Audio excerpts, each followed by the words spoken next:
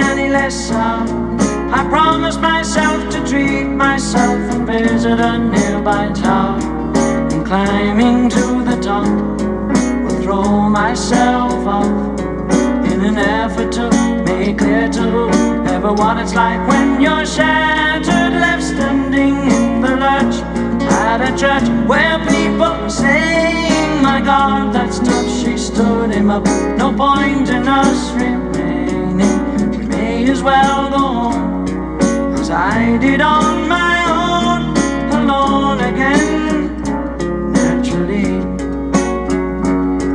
to think that only yesterday I was cheerful, bright and gay, looking forward to wouldn't do the role I was about to play.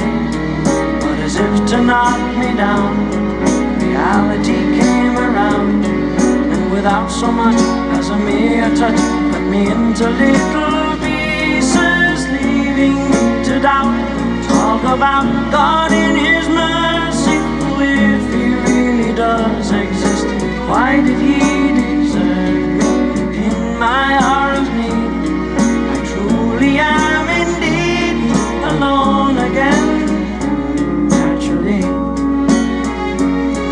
it seems to me that there are more hearts broken in the world that can't be mended, left unattended. What do we do? What do we do?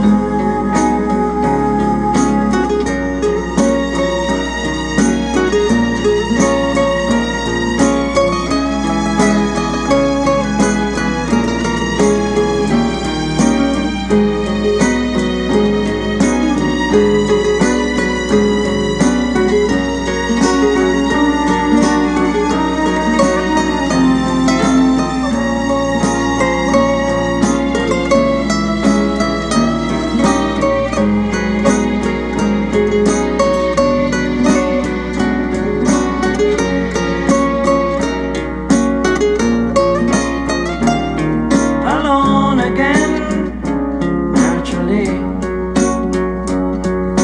Looking back over the years, whatever else that appears, I remember I cried when my father died, never wishing to hide the tears. And at 65 years old, my mother, God rest her soul, couldn't understand why the only man she had ever loved had been taken, leaving her to start with a heart so badly broken. Despite encouragement from me, no words were ever spoken. When she passed away, I cried and cried all day, alone again. Naturally,